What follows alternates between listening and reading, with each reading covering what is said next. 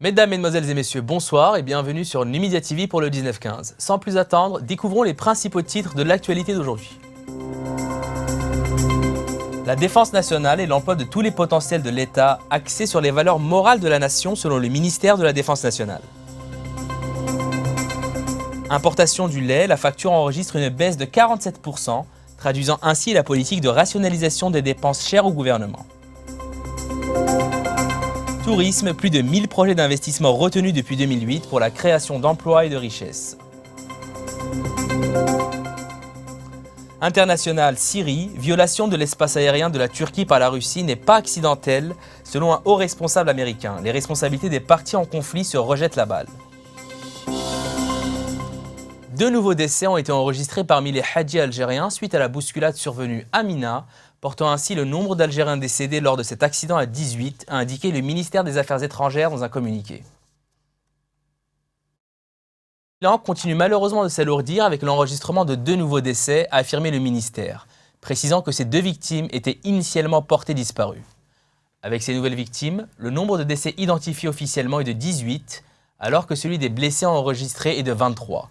Par ailleurs, le nombre de hadjis n'ayant pas donné signe de vie à ce jour est de 49 selon la même source. La défense nationale et l'emploi de tous les potentiels de l'État axés particulièrement sur les valeurs morales de la nation, qui lui définissent les charges à prendre pour accomplir la défense de la patrie, a déclaré hier le général de corps d'armée Ahmed Gaïd Saleh selon le ministère de la Défense nationale. Plus de détails avec Abdelhak Bouatoura. Le général de corps d'armée, M. Ahmed Gaïd Saleh, intervenant au 4e jour de sa visite de travail et d'inspection dans la 3e région militaire, a tenu à rappeler le concept de la défense nationale. La défense nationale est un ensemble d'actions politiques, militaires, sociales, économiques, juridiques et autres que l'État doit entreprendre afin de se préparer à faire face à toute éventuelle agression qui peut porter atteinte à sa souveraineté et son intégrité territoriale, ainsi qu'à la sécurité de sa population, ses ressources, ses capacités et ses potentiels économiques et pour gérer les catastrophes naturelles et les risques majeurs, a-t-il souligné. La défense nationale est concrétisée à travers une politique de défense qui représente un ensemble de choix et de principes adoptés par l'État et inspirés essentiellement de sa politique globale ou de la stratégie de sa sécurité nationale, a-t-il soutenu.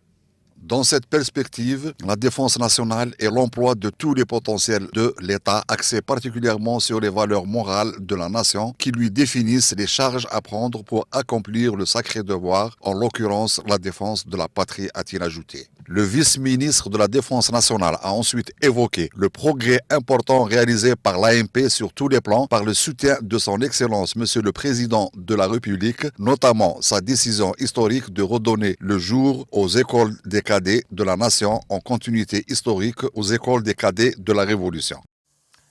Diplomatie. L'expérience algérienne en matière de lutte antiterroriste et de réconciliation nationale s'érige désormais en modèle universel on ne peut plus édifiant pour la communauté internationale, a affirmé le ministre des Affaires maghrébines de l'Union africaine et de la Ligue des États arabes, Abdelkader Messahel. Le récit de Nariman Rizgan.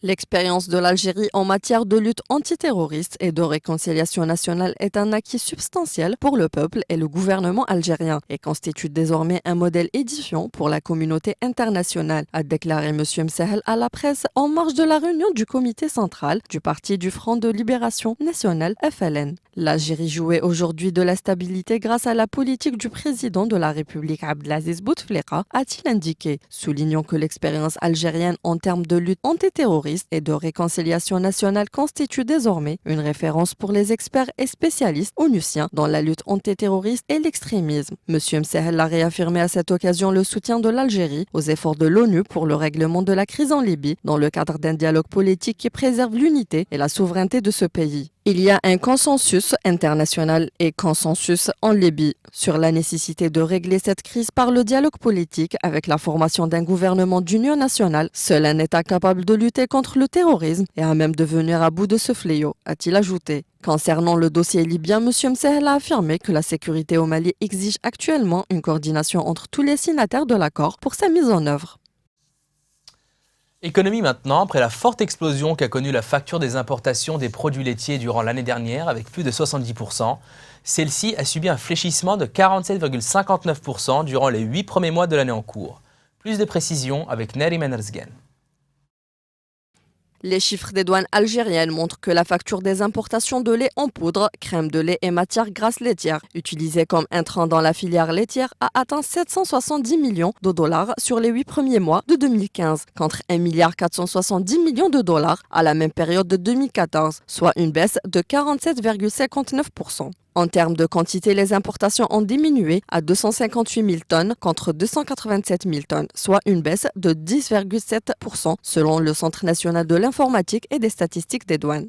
Durant le mois d'août seulement, les importations de ces mêmes produits ont chuté de près de 58%, passant de 172 millions de dollars le même mois en 2014 à 72 millions de dollars. En outre, depuis juillet dernier, la tutelle a entamé des discussions avec les professionnels afin de trouver des solutions aux problèmes urgents et de définir ensemble une stratégie de consolidation de la filière, d'intégration de la production nationale de lait cru et de réduction des importations de la poudre de lait. Dans le cadre de cette concertation, le ministère a pris des mesures à court terme. Il s'agit notamment de permettre aux éleveurs de s'approvisionner directement des minoteries en sang et il s'est également engagé à assouplir le système de paiement des primes accordées par l'État dans le but d'encourager la production nationale. Tourisme à présent, pas moins de 1038 projets d'investissement dans le secteur touristique ont été validés depuis 2008 en Algérie, grand pourvoyeur en postes de travail et générateur de richesses. Le tourisme constituant l'un des piliers de la relance économique du pays. Le compte rendu de Abdelhak Bouatoura. À terme, ces projets augmenteront les capacités nationales d'hébergement à 135 000 lits et généreront 54 000 postes d'emploi. Représentant des investissements d'une valeur totale de 470 milliards de dinars, ces projets, fruits des mesures incitatives mises en place par les pouvoirs publics, sont concentrés particulièrement dans les wilayas d'Alger, Oran, Biskra et Adrar. La majorité de ces projets sont implantés sur des terrains obtenus par concession. 300 parmi ces projets ont bénéficié de crédits bancaires à taux réduit en application des dispositions de la loi de finances complémentaires pour 2009. 7 projets d'investissement sont en cours de réalisation à Sokhahras pour élargir le parc hôtelier de cette wilaya frontalière dont le patrimoine archéologique et historique l'habilite à devenir une destination privilégiée pour le tourisme culturel international ainsi qu'il a été observé dans le circuit touristique Saint-Augustin, soulignant la place de l'écotourisme dans la stratégie de développement du secteur. Rappelons que le pays compte 205 zones d'expansion touristique aptes à accueillir des projets qui répondront à la demande du tourisme domestique et extérieur. L'international avec la Syrie, la violation de l'espace aérien de la Turquie par la Russie n'est pas accidentelle, a estimé un haut responsable de défense américain ce lundi, après plusieurs incidents entre appareils russes et turcs à la frontière turco-syrienne. Le récit de Neriman Alzgan.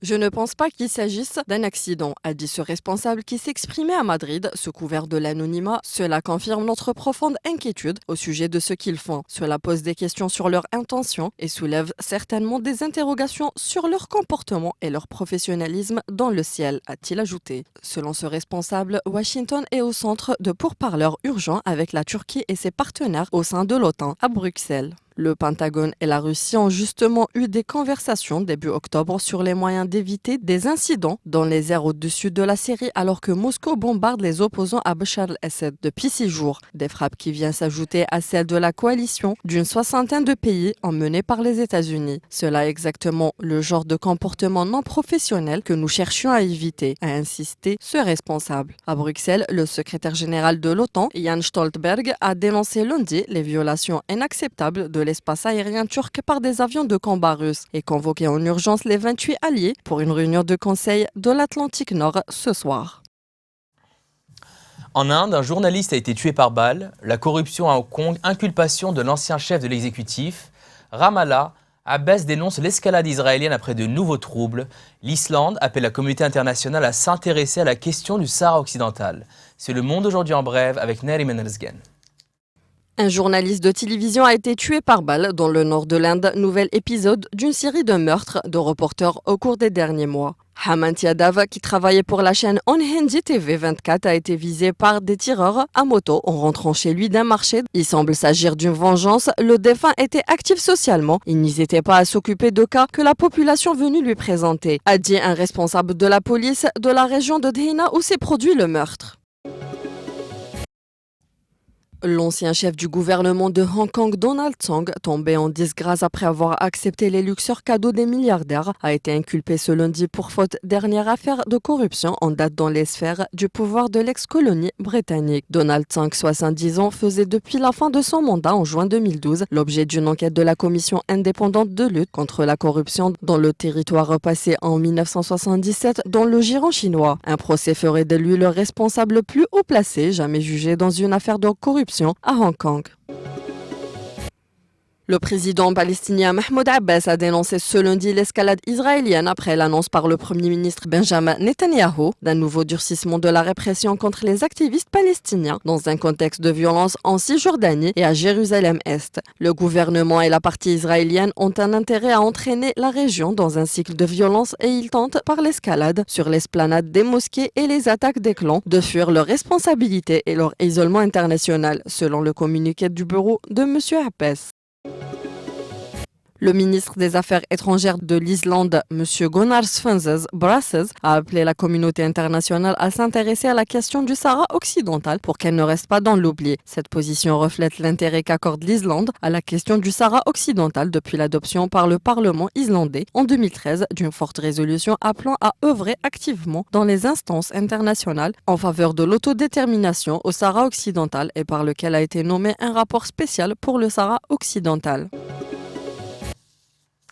Culture, le coup d'envoi de la deuxième édition du prix Mohamed Redda d'art plastique a été donné hier soir à la Maison de la Culture Ould Abdelrahman Kaki de Mostaganem avec la participation de 40 artistes venus de 23 wilayas. Neriman Erzgen nous en parle.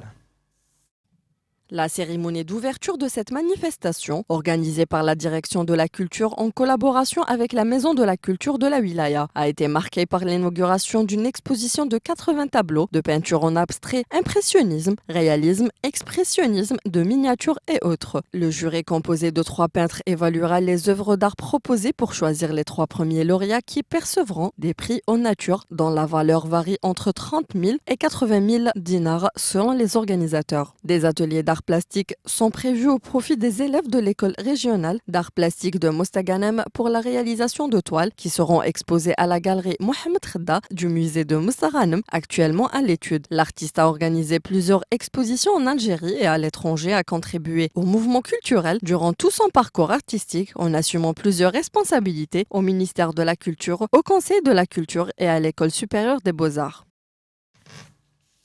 Sport maintenant avec du football, les 2 joueurs de l'USM Alger, Rabia Mefteh et Carolis Andrea, qui ont écopé chacun de leur 2e carton jaune samedi passé face à Al-Hilal du Soudan au stade Omar Hamadi, manqueront le match aller de la finale de la Ligue des champions d'Afrique prévue en fin du mois en cours à Alger.